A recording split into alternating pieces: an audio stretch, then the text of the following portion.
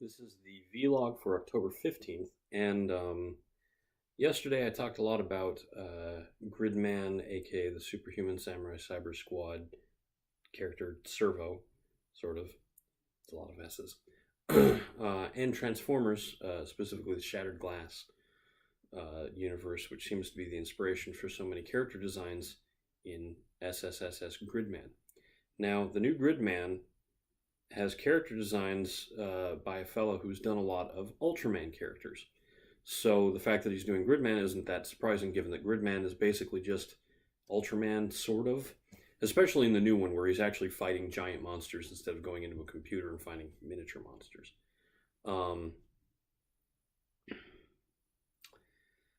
But the robot characters in Gridman, aka SSSS, aren't really robots. Servo had the help of a number of vehicles that would fly in to assist. These vehicles were usually piloted by his friends in the real world, so they were robots, but they were robot vehicles. They could form together to form the character Xenon robot. He was a big robot named Xenon, and those robots could also combine with Servo to form a different sort of hero. Later, there was a pair of jets that formed together to a robot called Dragon, which was called Dyna Dragon in Japanese. And they as well could combine with Servo to form a special form for Servo that was more powerful. Those were among the toys that I really wanted the most, right at an age when I was sort of under the impression that I was supposed to stop liking toys. That didn't work out, as you may have already guessed. But the robot I wanted to talk about today is a very different robot. Not miniature tiny, not super large, but human-sized. Very human-like. Mega Man, also known as Rockman in Japan, had a profound effect on me growing up because it was among the first video games I had ever played. And in fact, aside from the Super Mario Brothers Duck Hunt cartridge that came with my Nintendo, my NES, Mega Man 3 was the first game I ever got. I received it as a birthday present. I remember distinctly the morning I got it. I took it and started. I got up early and, well, I got up to go to school at the normal time. And my parents gave it to me before I went to school, which was sort of unusual.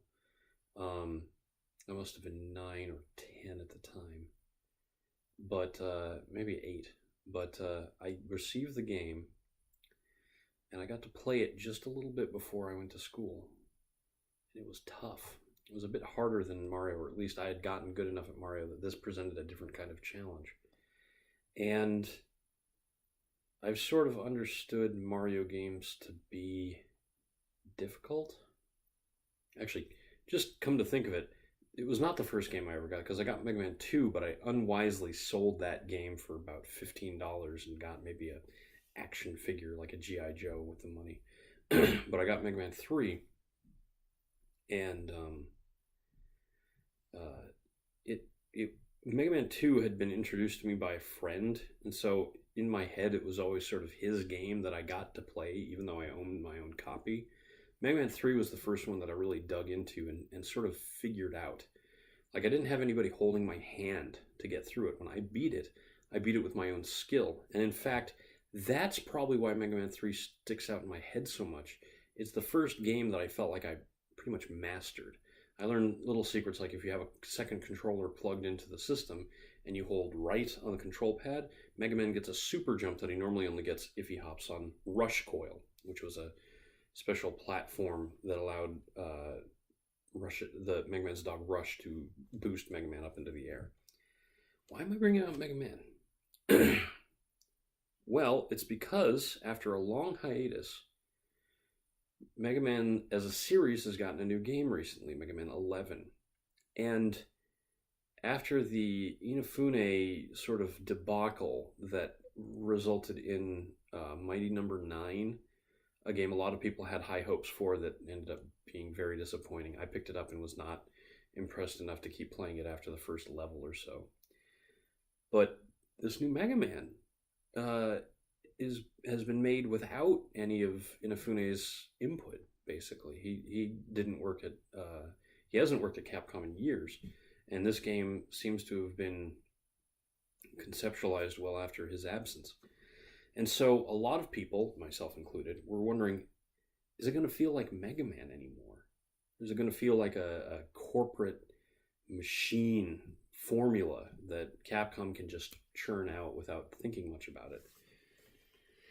And you could make the argument that it does sort of feel like by the numbers, but at the same time, there's something I can't put my finger on that feels incredibly Rockman-y, that has the sort of flair that Mega Man has had and not had, depending on the game and depending on the era. I actually really like Mega Man 8, but I know a lot of people consider it a sore point, largely due to the US voice work, which seemed very at odds with people's previous understanding of Mega Man, which had never been voiced. Mega Man 7, I think, was a little more of an oddball, given that it came out amidst Mega Man X games and played very slowly, very sort of methodically compared to Mega Man X. Mega Man X was fast-paced and really felt at home on the Super Nintendo, whereas Mega Man 7 just, it had a lot of style, and it felt like a Mega Man game, but it also felt oddly dated, even though it was in some ways more advanced than Mega Man X was. Mega Man 11 isn't like that at all. It's not like Mega Man 8 or 7. It feels more like Mega Man 3 or 4.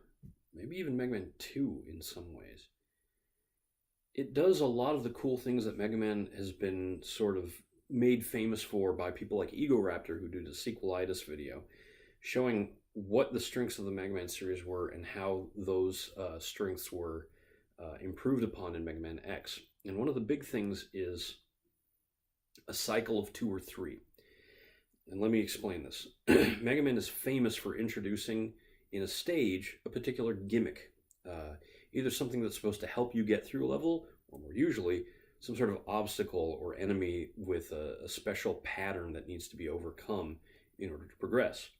And the reason it's a pattern is that the first time you're shown the gimmick or obstacle or whatever enemy, you do so in a sort of a neutral setting where you just move through the level and suddenly you encounter this thing. You overcome it either by shooting it or getting around it, whatever. And then you encounter it again. But this time the area is slightly different, so the way you have to interact with it becomes slightly different. And a lot of times they'll introduce a secondary mechanic on the second or third time encountering the obstacle that makes you reassess everything that you were doing. But ideally, you're also given the tools to overcome it because the level itself has taught you how to overcome it. So the example Egoraptor gives is in Mega Man 5, I want to say.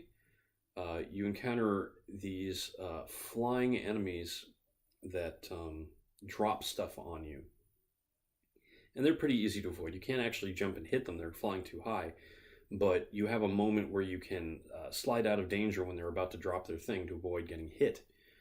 So, easy enough. And then later in the level, you encounter these falling platforms. And they're very easy to avoid. You can just keep running across them and you'll never actually fall as long as you continue to move. And then you encounter both of those obstacles simultaneously, and that adds a new element to this. Now you have to, normally slide to avoid these things going off, but if you slide, you also put yourself in danger of getting hit by others, and if you try and backtrack, you won't have any platform to stand on. So it becomes sort of a rhythmic thing where you have to jump to avoid some of these projectiles that drop in order to leave a platform for yourself to jump back to once your original blocks fall out from under you. It's introducing 2 different mechanics in 2 different places and then combining them both to really throw you. This very thing is being used throughout Mega Man 11 very liberally. In the Blockman level, the first one that I played, You first encounter these falling blocks. They're large, and they just come down from the ceiling. They're preceded by a little visual effect to let you know they're there. And then a little bit later in the level, you encounter these other visual effects. When you get close, they appear as this enemy that fires a spread of 8 projectiles in all directions, and you have to either destroy them before they fire those projectiles off, or get into an area where you're safe from being hit by them. And then you finally encounter both of these things at the same time. And you have to watch the screen very carefully to see the different visual cue when the blocks are about to drop, and the getting mixed up because of the mirror. They'd be on this side. The little visual swirl of this enemy that's going to appear and then fire off all these shots. And it works perfectly. It's very clever level design. The levels are very beautiful, actually. I'm surprised with the detail. It's way better than even Mega Man 8 levels looked. There's lots of stuff in the background. The actual construction of the levels themselves are varied and full of landmarks, a very important thing, so that you know you're not in the same area, and you know you might have to deal with a new area in a slightly different manner. Very important in a Mega Man game. I'm going to keep playing. My hope is to be able to beat all the Robot Masters this week. Maybe beat the game. I've actually stopped beating a lot of Mega Man games because for me, figuring out the Robot Masters and what their weaknesses are is sort of my most important fun out of these games. Beating Dr. Wily, since he always escapes in the end, is more side quest feeling to me, even though it's supposedly the main goal of each of these games. One thing I'm going to say, though, a lot of people are going, oh, this is the first time they've done 2.5D Mega Man. Not really. I'm playing the game on my Switch, and in fact, I'm playing it portable mode before work. And it struck me that this isn't the first time I've done this. Mega Man, also called Mega Man Deluxe, I want to say, was a PSP game that was made in the same style as Mega Man X8 and Mega Man Maverick Hunter X, which were 2.5D games that used a similar playstyle to Mega Man 11. I think Mega Man 11 benefits from being about 10 years later than most of those games, with lots of interesting design choices and a lot more thinking has gone into these games. Mega Man Deluxe, or Mega Man, was really good because it used all the same sort of genius of the first game in its construction, so it could borrow that cleverness. Mega Man 8 wasn't very clever. It wasn't it was good. In fact, I had a lot of fun playing it compared to Mega Man X7, but Mega Man X8 was not enough, put it that way. It wasn't enough to save the Mega Man X franchise, which has had basically a really rough time after Mega Man X7 sort of ruined the whole series for a lot of people. In a couple of days, I'll talk a little bit more about games that do enough to ruin a series even though they get sequels. But for now, I'm Eric Spornitz, and tomorrow will be better.